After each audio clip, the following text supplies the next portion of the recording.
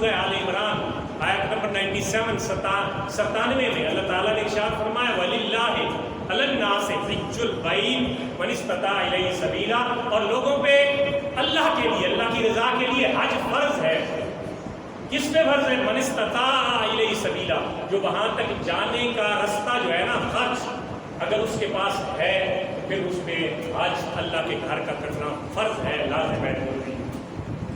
رستے کا خرچہ اور گھر والوں کا خرچہ، یعنی صرف یہ نہیں ہے کہ کسی کے پاس اتنا پیسہ ہو کہ وہ جا تو سکے لیکن ساری جمع پونجی بیچ کے چلے جائے تو پیچھے بچے فقیروں کی طرح لوگوں سے مانگ کے گزارا کریں، یہ حکم نہیں ہے۔ فرمایا رستے کا خرچہ بھی ہو اور پیچھے جتنے دن ادھر رہے، کمائی تو ظاہر نہیں کرے گا، ادھر رہے گا، تو پیچھے گھر والوں کا خرچہ بھی ان کو دے کے جائے، ان کا بھی گزر بسر ہو اور اس کے رستے کا خرچ بھی پورا ہو، اس شخص پہ حج فرض ہے۔ اب یہ مقدار جس طرح زکوٰۃ کی مقدار ہوتی ہے کہ اتنی ہو تو زکوٰۃ ہوتی ہے، تو اس طرح حج کی مقدار متعین نہیں کی گئی۔ ظاہر ہے اللہ تعالیٰ کی بڑی حکمتیں ہیں، یہ بھی اللہ تعالیٰ کو پتہ تھا کہ ایسا دور بھی آئے گا کہ 15 لاکھ میں حج ہوگا، تو مطلب یہ نہیں فرمایا کہ جس کے پاس 20 لاکھ ہو یا 25 سے 50 ہو تو وہ حج کرے گا، یا جس کے پاس 10 نہیں۔ ہر زمانے میں جتنا زمانہ مہنگائی میں چلا جاتا رہے گا، رستہ کا خرچ جتنا بڑھتا جائے گا، اگر اس کے پاس گنجائش ہے رستے کے خرچ اور گھر کے خرچ کی تو پھر اس پہ حج لازم ہے، ضروری ہے اور فرض ہے۔ جس طرح نماز کا ایک فرض ہے اسی طرح حج کا بھی فرض ہے۔ اگر فرض کو آپ پورا نہیں کریں گے تو بروز حشر آپ پہ لازم ہے کہ آپ کو اس کا حساب دینا۔ اگر کوئی بندہ حج اس پہ فرض تھا، اس نے لیٹ کیا حج کو، میں اگلے سال کروں گا، اگلے سال کروں گا، جیسے ہمارے ہاں اکثر لوگوں کی یہ عادت ہوتی ہے کہ وہ صاحب نصاب تو بن جاتے ہیں لیکن کہتے ہیں کہ ابھی میری بچی رہتی ہے، بچہ رہتا ہے، اس کی شادی کروں گا پھر جاؤں گا۔ اب حج اس پہ فرض ہو گیا تھا، اس سال اس پہ حج فرض تھا، اب دوبارہ اگلے سال اس کے پاس پیسے ہی نہیں ہے، اس سے اگلے پاس اور پیسے نہیں ہیں، تو اس پہ جو فرض ہو گیا تھا وہ فرض باقی ہے۔ اب اس پہ لازم ہے کہ وہ قرض لے کے حج پہ جائے اور بعد میں قرضہ اتارے۔ اگر یہ نہیں کر سکتا اور وہ فوت ہو جاتا ہے تو اس کی وراثت میں سے حج بدل کرے، کون کرے؟ اس کا کوئی رشتہ دار اس کی طرف سے حج ادا کرے، یہ ضروری۔ اچھا کوئی ایسا بندہ جس پہ حج فرض ہے لیکن وہ حج پہ جا نہیں سکتا، رستے کے صعوبتیں، مشکلات، تکالیف اتنی ہے کہ وہ حج پہ نہیں جا سکتا، اس پہ بھی لازم ہے کہ وہ حج بدل کرائے، کسی کو حج کروائے، اس کا حج کرنا دوسرے بندے کا وہ اس کی طرف سے ادا ہو جائے گا اور اس کا فرض ثابت ہوگا۔ اللہ تعالیٰ نے بڑی آسانیاں بھی پیدا کی نا۔ اگر مثال کے طور پر کسی پہ حج فرض ہے اور وہ جا نہیں سکتا،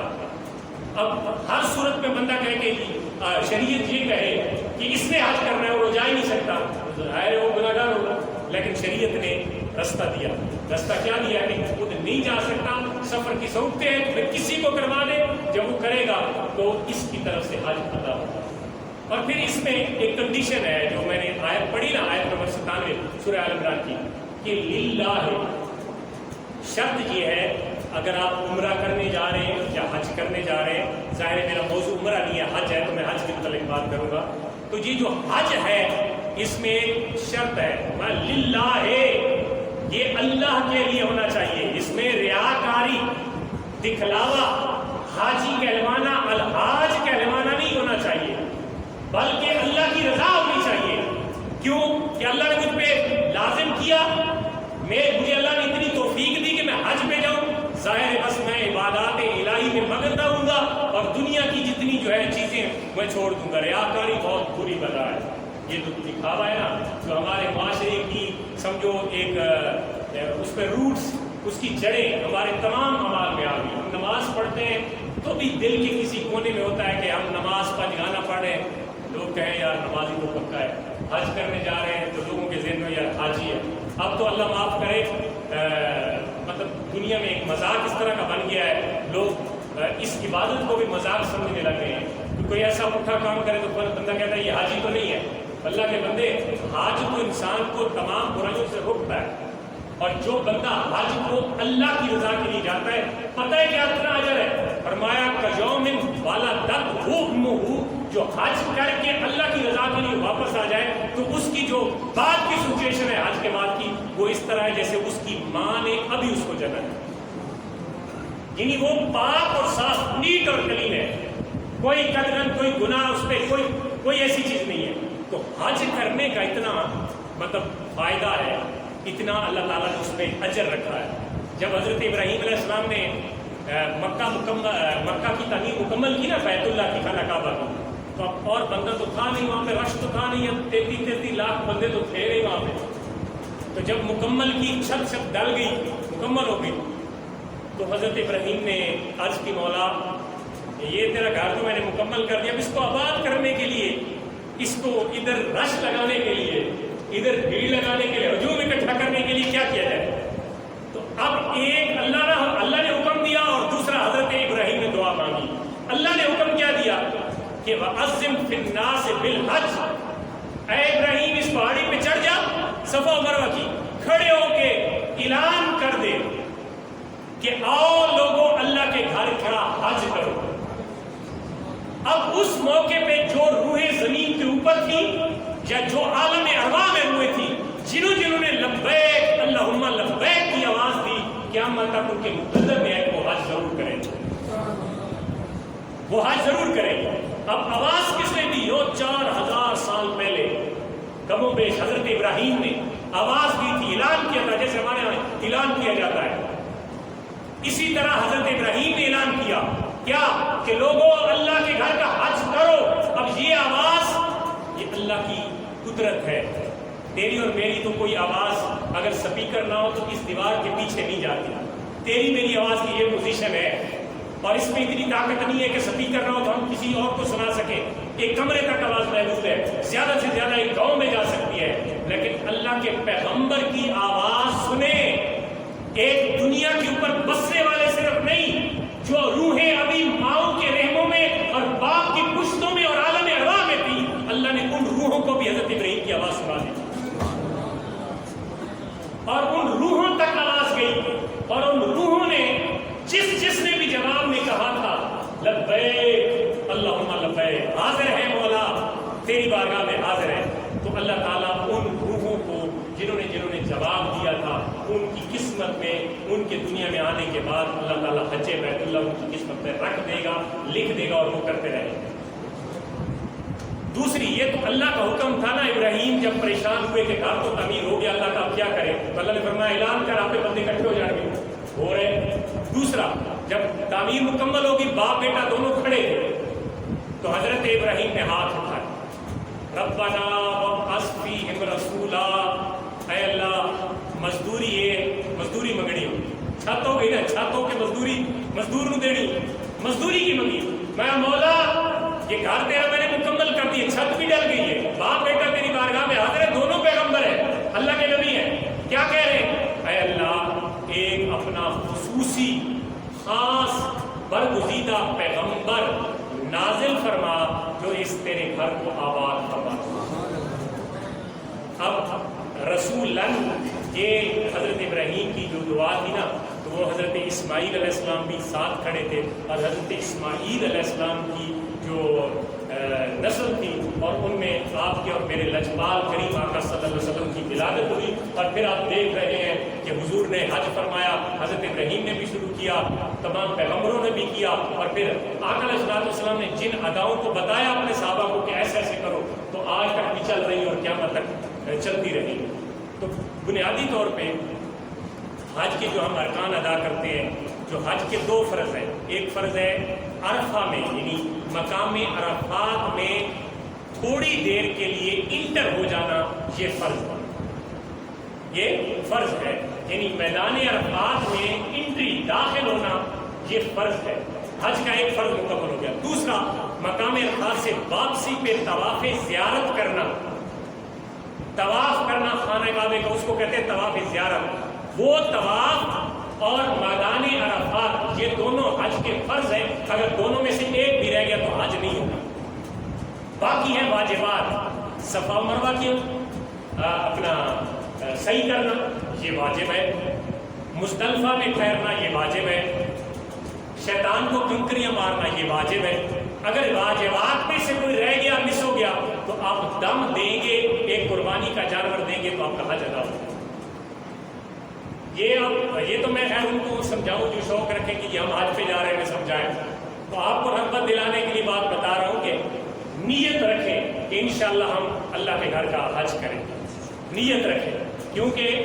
پیارے محبوب علیہ السلام نے ارشاد فرمایا کہ ان الایمان لا یعرض الی المدینہ کما تعرض الحیۃ الی حجرها، میں قیامت کے دن، قیامت کے نزدیک فتنے اتنے زیادہ ہو جائیں گے کہ ایمان نہیں آپ کو ملے گا، لوگوں ایمان نظر نہیں آئے گا، لوگ صبح ایماندار ہوں گے شامی بے ایمان ہوں گے، صبح ایماندار ہوں گے شامی کافر ہوں گے، شام کو ایماندار ہوں گے صبح کافر ہوں گے، یہ ایمان ہوگا۔ ایمان سکڑتا جائے گا، سکڑتا جائے گا۔ مکہ میں اور مدینہ میں، اس حدیث کے الفاظ مدینہ میں کہ لیعرض الی المدینہ، جس طرح ایک سانپ کی مثال دی کہ سانپ ڈر کے جس طرح کسی چیز سے ڈر کے اپنی بل کی طرف سکڑتا ہے اور دوڑتا ہے نا، ایمان بھی اس طرح قیامت کے قریب دوڑ کے مدینہ میں چلا جائے گا۔ ایمان مدینہ میں اکٹھا ہو جائے گا، سکڑ جائے گا، بندے آپ کو باہر، کیونکہ دجال مکہ مدینہ میں نہیں داخل ہوگا، وہ ان حرموں میں، حرمین میں نہیں داخل ہو سکے گا، باقی اپنا ٹل لگائے گا، اپنی فوج تیار کرے گا، لیکن حرمین میں نہیں جا سکے، حرم مکہ میں نہیں اور حرم مدینہ میں۔ اور اس حدیث میں جو میں نے پڑھ کے آپ کو سنائی ہے کہ لا یعرض الی المدینہ، یہ اکٹھا مدینہ میں سکڑ جائے گا ایمان، آپ پہلے مدینہ سے صرف ایمان والے نظر آئیں۔ اس دور میں اللہ تعالیٰ اس فتنوں سے ہمیں محفوظ فرمائے، اور ہمیں جو ہے وہ جو اللہ تعالیٰ کا گھر ہے مکہ، کتنا پیارا گھر، سبحان اللہ، وہاں پہ اچھا حج کیا ہے؟ بنیادی طور پہ حج کا معنی ہے ارادہ کرنا، قصد کرنا، اور وہاں پہ بندہ جا کے کیا کرتا ہے؟ یہی کرتا ہے کہ حضرت ابراہیم نے طواف کیے تھے، نبی پاک صلی اللہ علیہ وسلم نے طواف کیے تھے، ہم انبیاء کی سنتیں بھی پوری کر رہے ہیں اور ساتھ ساتھ اللہ کے احکام بھی پورے کر رہے ہیں۔ طواف کر کے جس پتھر پہ کھڑے ہو کے حضرت ابراہیم نے کعبہ تعمیر کیا تھا، اور جس پتھر نے حضرت ابراہیم کے پیروں کو اپنے اندر جذب کر لیا تھا، پتھر بنیادی طور پہ سخت ہوتا ہے، اس کے اندر نرمی نہیں ہوتی، پتھر کے اندر نرمی ہوتی ہے؟ آپ نے کبھی پتھر کو دبایا ہوتا اور وہ موم کی طرح، فوم کی طرح مڑ جائے؟ کبھی بھی نہیں ہوتی۔ لیکن انبیاء کے پیروں سے اگر پتھر بھی مس ہو جائے تو وہ بھی نرم ہوتا ہے۔ یہ انبیاء کی جو ہے شان اللہ نے بنائی ہے، اور یہ پتھر آپ کے سامنے، یہ میں کوئی جوش کتابت میں نہیں کہہ رہا ہوں کہ میں جوش کتابت میں آپ کو کہ نئی بات بتا رہا ہوں، نہیں، بلکہ آپ کے سامنے ہے۔ آپ اس میں مکہ میں جائیں، مطاف میں جائیں، مقام ابراہیم کے اندر جو پتھر پڑا ہوا ہے اس کا نظارہ کریں، جناب ابراہیم علیہ السلام کے پاؤں مبارک اس پتھر کے اندر دھس گیا، اور وہ نشان آج تک مسجد خلائق ہے، لوگ اس کی زیارت کرتے ہیں۔ یہ الگ بات ہے کہ وہاں پہ کھڑے ہوئے ہیں جناب ڈنڈا بردار فورس کھڑی ہو، کہتے نہیں دیکھنا نہیں ہے، بس نمازیں پڑھی ہیں، دیکھنے بھی نہیں دیتے، زیارت ہی نہیں کرنے دیتے۔ تو بہرحال وہ پنجہ مبارک، آپ کا پیر مبارک اس پتھر کے اندر، اور وہ اس کو اللہ نے فرمایا وَاتَّخِذُوا مِن مَّقَامِ إِبْرَاهِيمَ مُصَلًّى، سبحان اللہ۔ نبیوں کی جو نشانی ہے نا، اللہ نے ان کو بھی قرآن کا حصہ بنا دیا، فرمایا اوے حاجیوں، حج کرنے آ رہے ہو میرے گھر کا، طواف بھی کیا میرے لیے کیا، کسی بندے کے لیے نہیں کیا، لیکن میرا گھر کا طواف کرنے کے بعد میرے پیارے ابراہیم کے جو نقش ہے نا، جو پاؤں مبارک ہے، اس کے سامنے پیچھے ہو کے 2 نفل لازمی پڑھنا، اور آپ نے پڑھ لے، ہر حاجی پڑھتا ہے جا کے، نہیں پڑھتا، پڑھتا ہے جا کے، اس کی سارا سسٹم ہی مکمل نہیں ہوتا، اور پھر پیچھے ہٹ کے بیک پہ جا کے صفا مروا ہے، صفا مروا میں کیا ہے؟ وہ وہاں پہ خدا ہے؟ نہیں ہے بھائی، وہاں پہ اللہ کی ایک خاص بندی، ایک نبی کی ماں اور دوسرے نبی کی بیوی، وہ اپنے بچے کے لیے تڑپ رہی تھی، اور وہ 7 چکر اللہ کو اتنے پسند ہے کہ قیامت تک اللہ نے سب کو کہہ دیا، جس طرح میرے نبی کی ماں اور میرے نبی کی بیوی نے اپنے بچے کی پیاس کے لیے 7 چکر لگائے، میں خدا دیکھنا چاہتا ہوں قیامت تک میری اس بندی کی سنت پہ تم سارے عمل کرتے ہو۔ یہ تو کم ہے یار کہ اللہ کی بندی نے 7 چکر لگائے، اور کوئی کام ہی نہیں ہے وہاں پہ سفر پر، برکت کی پہاڑیاں ہیں، اس میں کوئی شک نہیں ہے، مکہ کے قریب پڑوس ہے، اس میں بھی کوئی شک نہیں ہے، لیکن اللہ تعالیٰ نے فرمایا یہ ان صفا والمروہ من شعائر اللہ، یہ میری نشانیاں ہیں۔ کیوں ہیں؟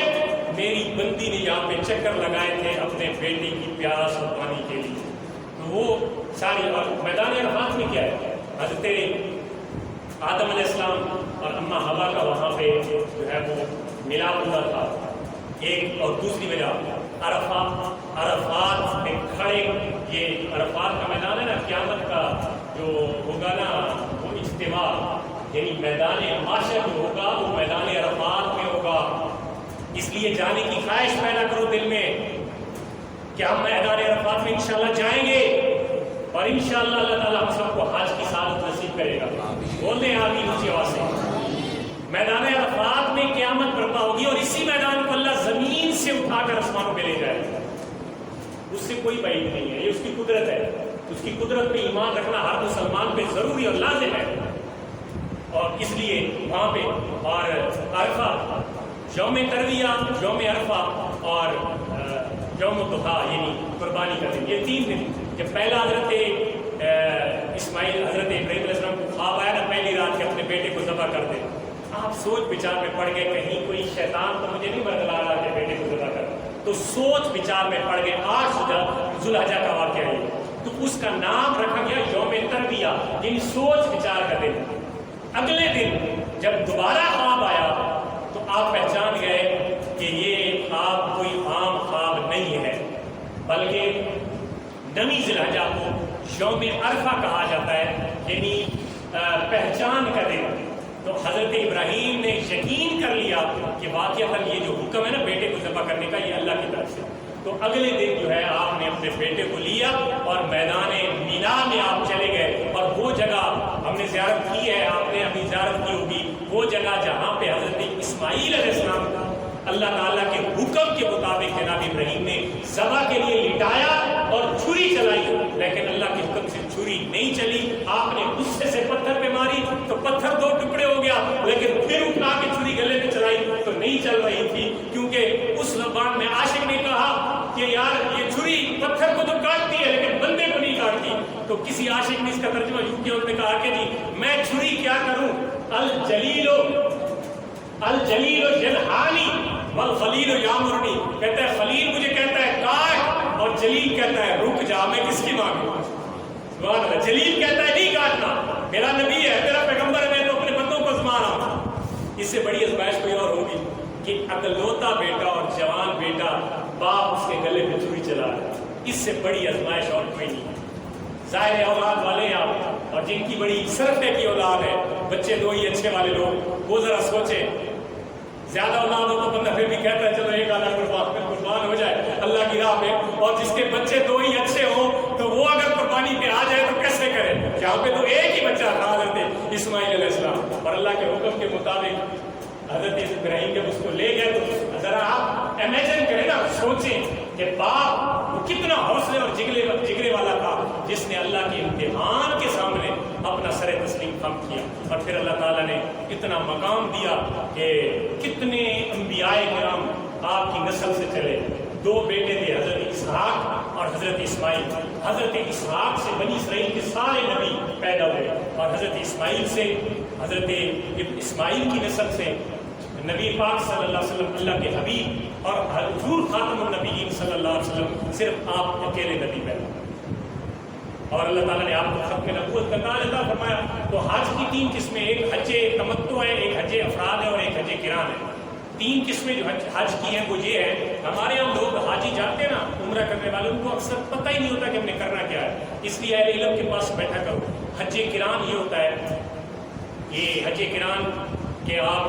ادھر سے جائیں, مکہ کے باہر سے کوئی حاجی آئے تو وہ احرام باندھ کے آئے, عمرہ کرے اور احرام نہ کھولے, اور اسی احرام کے ساتھ حج بھی کرے اور بعد میں احرام کھولے. اس کا اجر ثواب سب سے زیادہ ہے, کیونکہ جتنے دن اس نے گزارنے سارے دن احرام میں گزارنے اور احرام کی پابندیاں کرنی. دوسرا ہے حج تمتع, اس میں باہر والا جو جاتا ہے وہ عمرے کا احرام باندھتا ہے, حج کا احرام نہیں, عمرے کا احرام میقات سے باندھتا ہے اور وہاں جا کے عمرہ کر کے احرام کھول دیتا ہے, اور اس کے بعد جب حج کے دن آتے ہیں پھر حج کا احرام باندھ کے پھر حج پہ چلا جاتا ہے. اس کو حج تمتع کہتے ہیں. اور حج افراد صرف مکہ والوں کے لیے کہ وہ ادھر ہی رہتے ہیں, اب انہوں نے باہر سے تو آنا نہیں ہے, وہ احرام صرف حج کا باندھ کے حج ہی کریں گے. تو نبی پاک صلی اللہ علیہ وسلم نے حج قران کیا تھا, اور حج قران ہی سب سے افضل ہے. پاک علیہ الصلوۃ والسلام نے 10 ذوالحجہ کو اپنی پوری امت کے صحابہ کرام جو تھے اس وقت انہوں نے حج کیا. 9 ذوالحجہ کو حضرت ابوبکر صدیق کی قیادت میں حج کروایا گیا, اور 8 ذوالحجہ کو حضرت اسید بن حضیر صحابی تھے ان کی قیادت میں, یعنی 8 کو حج فرض ہوا, 8 کو ایک صحابی کی قیادت میں, 9 کو جناب سیدنا ابوبکر صدیق کی قیادت میں, اور 10 ذوالحجہ کو نبی پاک صلی اللہ علیہ وسلم کی قیادت میں حج کروایا گیا. اور وہ سنہری خطبہ جس کو ہم خطبہ حجۃ الوداع, چارٹر آف مطلب جس کو آپ کہتے ہیں کہ عالمی جو قوانین قانون سازی ہے عالمی لیول پہ، وہ پہلا جو دستور تھا نبی پاک صلی اللہ علیہ وسلم نے وہ خطبہ حجۃ الوداع کے موقع پر اپنے سارے امتیوں کو بتایا۔ اللہ تعالیٰ ہم سب کو حج کی سعادت نصیب فرمائے، اور حج کرنے کے لیے ہمارے دلوں میں اللہ تعالیٰ جذبہ پیدا فرمائے۔ حضرت عمر فرماتے ہیں، اکثر وہ دعا کرتے ہیں، اللہم مرزقنا شہادۃ فی سبیلک فی بلد حبیبک، یا اللہ موت دے، یا تو شہادت بھی دے دے یا مدینے دی موت۔ یہ حضرت عمر ہر وقت دعا کرتے تھے، آپ بھی دعا کیا کریں، حج کی دعا کیا کریں، اس کے لیے رغبت پیدا کریں دل سے، تب اسباب پیدا ہوں گے انشاءاللہ۔ جب کسی چیز کو طلب ہی نہ کریں تو کیسے ملے؟ کہتے ہیں نا، بچہ جب روتا ہے تو ماں دودھ دیتی ہے، بندہ جب دل میں طلب پیدا کرے گا تو اسباب پیدا ہو جائیں گے انشاءاللہ۔ تو اللہ تعالیٰ ہم سب کو توفیق دے اور ہمارے نصیب مقدر میں حج بیت اللہ کی سعادت عطا فرمائے۔